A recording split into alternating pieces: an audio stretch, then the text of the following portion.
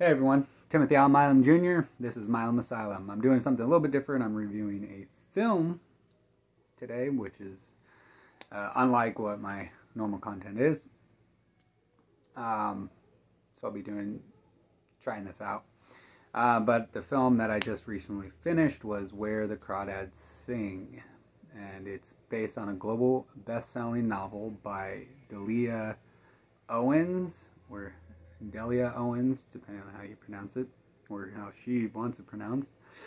And it's a film directed by Olivia Nguyen, which I have no idea who she is. Directors are come and go, and there's so many of them that none of them really get their feet wet, and they only do a couple projects here and there. Olivia Nguyen might have some big productions under her directorial belt, but I don't know. This film stars Daisy Edgar Jones from the Hulu original series Normal People, which, by the way, I just finished that book today, and I highly recommend you guys picking that up and checking that out. And she's also in this new film called Fresh, which I have yet to watch. The film also stars David Strathairn from Spiderwick. He plays the dad, and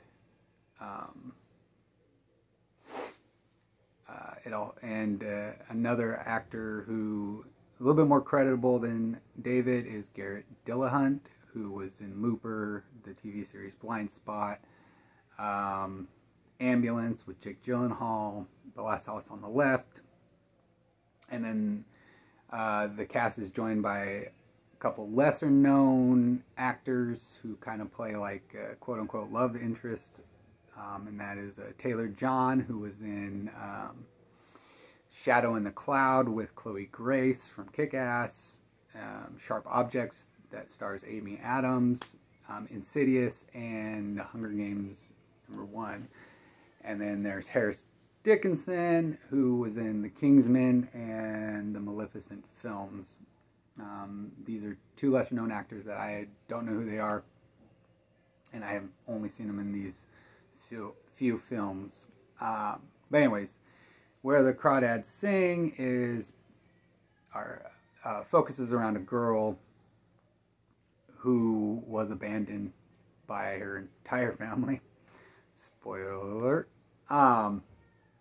And she kind of has to survive on her own. Now, they don't focus much on her upbringing and surviving all on her own at all.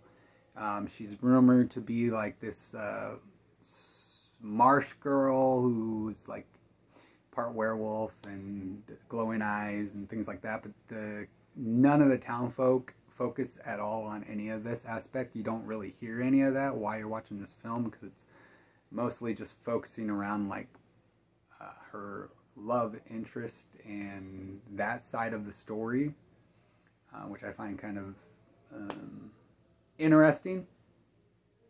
So you don't get this like painted picture of this monster type thing, and you don't get these negative impact of the town folk whatsoever. And she spends most of her film, as I said, with these younger gentlemen who find her interesting. And she's also joined by two more cast members who are shop owners. This lovely couple, Mabel and Jumpin', who are played by Charlene Michelle Hyatt and Sterling Macer Jr. And I've never seen them in anything else, which I'm sure they're in other things.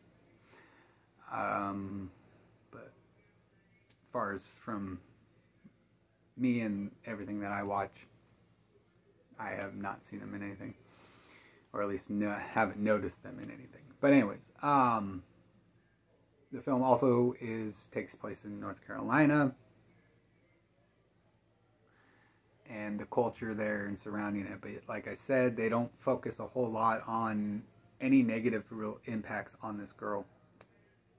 I don't want to spoil too much of the film, but I do recommend that you enjoy it and you watch it. The film, and possibly even the book, I'm not sure exactly when it came out, but the film anyways was, I could tell, was influenced by like fried green tomatoes, some of it, and then